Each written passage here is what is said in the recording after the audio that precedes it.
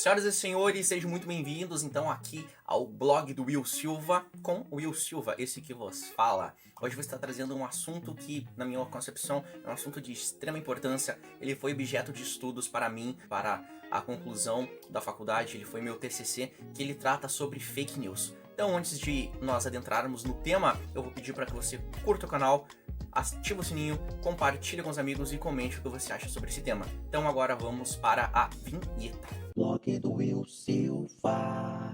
Muito bem, meu querido e minha querida.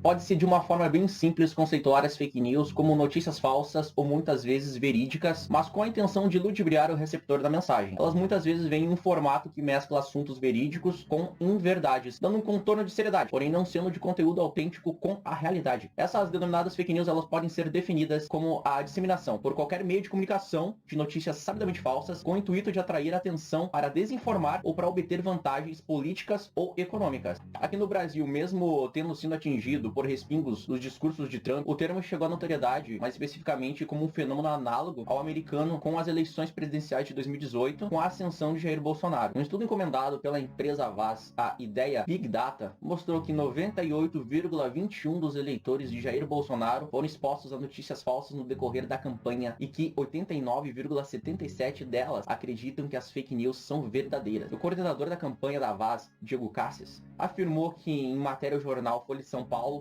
que as fake news devem ter tido uma influência muito grande no resultado das eleições, porque as histórias tiveram alcance absurdo. Completando que as informações das fraudes em urnas eletrônicas com o intuito de contabilizar votos para Fernanda Haddad, do PT, alcançou 16 milhões de pessoas nas redes sociais 48 horas após o primeiro turno, e a notícia continuava viva no segundo turno. Um grande exemplo de notícia falsa compartilhada nas redes sociais durante essa campanha foi sobre o chamado kit gay. Mesmo a mentira de que Fernanda Haddad teria implementado este kit enquanto ministro da Educação de Lula, tendo sido desmentido pelo Tribunal Superior Eleitoral, cerca de 83,7% dos 85,2% dos eleitores de Bolsonaro que tiveram contato com a notícia falsa acreditaram na mesma. Um exemplo típico de conteúdo produzido com intenções negativas é o de uma foto editada que circulou na internet também durante a campanha eleitoral da candidata à vice-presidência da República pela chapa Fernanda Haddad, Manuela Dávila, usando uma camiseta com os dizeres "Jesus é travesti", abre aspas e fecha aspas aí, né? A imagem ela foi editada com o objetivo de indignar possíveis eleitores cristãos. A imagem verdadeira traz a mesma camiseta com a imagem de arco-íris, porém com os dizeres "rebele-se". Agora, nos últimos dias, a mesma imagem ressurgiu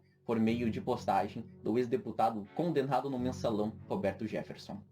Uma das grandes causas que motivam a criação de notícias falsas são os chamados clickbaits, um sistema utilizado para ganhar dinheiro em sítios cibernéticos por meio de acessos a notícias relacionadas. Então, duas motivações principais são base da produção de notícias falsas: financeiros e ideológicos. Por um lado, histórias ultrajantes e falsas que se tornam virais, precisamente porque são ultrajantes, fornecem aos produtores de conteúdo cliques que são convertidos em receitas de publicidade. Por outro lado, outros provedores de notícias falsas produzem notícias falsas para promover ideias particulares ou pessoas que eles favorecem, muitas vezes desacreditando outras pessoas, né? As notícias falsas são social e democraticamente problemáticas em três frentes. A primeira, a produção de cidadãos erroneamente informados. A segunda, que provavelmente ficam erroneamente informados em suas próprias bolhas. E três, são emocionalmente hostilizados ou indignados diante da efetiva provocativa natureza de muitas dessas notícias. Com tudo isso, é possível chegar ao conceito de